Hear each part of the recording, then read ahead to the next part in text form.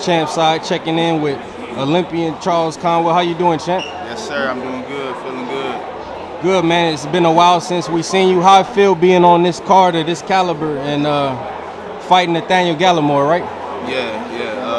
It feel good to be back in the ring. You know, bad news, like I've been saying, bad news is back in boxing. It feel good. Been a long time coming. I think, I know I've only been getting better, so y'all gonna see a new Charles Conwell every time I come out. And I remember watching you, first seeing you in the Olympics, 2016 Rio, right? Yes, sir.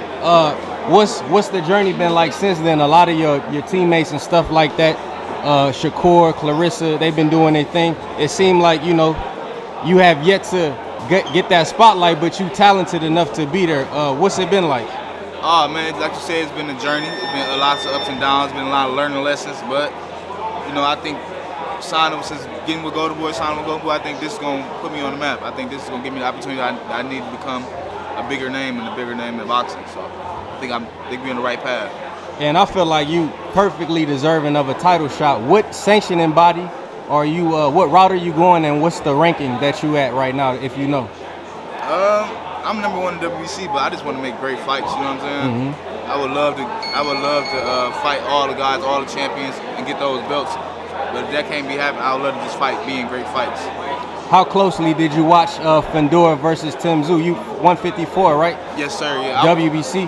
Yeah, I definitely was tuned in. You know, I definitely tuned in. It was a real good fight, bloody fight, and I definitely like to fight Fundora for those titles. What do you think? How do you feel like you match up against him with his height? You know, that's probably his biggest thing. A lot of people thought Tim Tszyu was going to win that fight.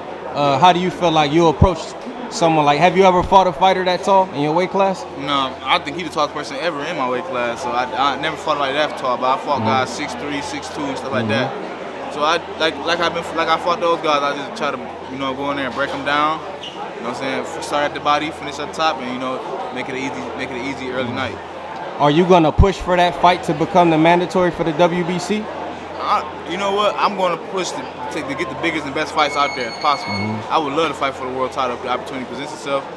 You know, I'm number one in WBC, so hopefully I do get that mandatory shot and I get that world title shot. So hopefully, if not this year, because I know he got a broken nose and stuff like that. But if not this year, maybe next year. How you feel about Crawford? And because I guess Crawford, a lot of these guys, they use their status at welterweight when they come up to become mandatory. Yeah. So it could potentially leapfrog you or something like that. Errol got in the ring as well. Yeah. I mean, what's your thoughts on that? As far as Terence Crawford, man, he done a lot. He deserved it. So he was a champion. And if he want to go up against the champion, I think he deserves it. I think he should get a shot. Errol Spence, I know everybody want to fight Errol Spence. He's still a big money guy, big money name, so he can get, you know, people gonna line up for him just to get him the opportunity to fight him for the money. So I know the business of boxing. I know how it goes. So that's why I'm saying if I can't get those big names or those world title shots, I just want to stay busy and get some good fights under my belt.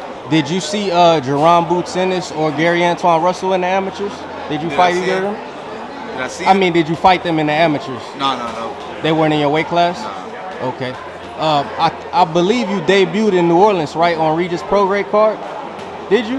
You fought in New Orleans? Card, yeah, but I don't think I debuted on that card. Oh, okay. It was one of your first fights, though, right? Because I was at that. I was at that fight in New Orleans. Yeah. So I remember watching you. I think you knocked the dude clean out too. Yeah, stopped the dude. Yeah, and then you fought on the what's it called? The LA Boxing.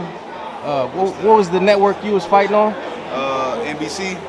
Yeah, it was ABC. Ring TV. Was it Ring? Not Ring TV. It was something like that. Yeah, something like that. I remember catching you a couple times on there, man. So I was glad to see you on this card because you, Gary Antoine, I'd be like, man, them dudes is right there. Yeah. They perfectly capable of competing, but you know, y'all just wait on your opportunity. Yeah, like you said, waiting on an opportunity in the right time. And everything. I think, like I said, when signing with Golden Boy, give me a major platform to fight on. It help build my name, get my credibility up, and they can't help but fight me once I do that. And what city you rep? What are you fighting out of? I'm fighting out of Cleveland, Ohio. Cleveland.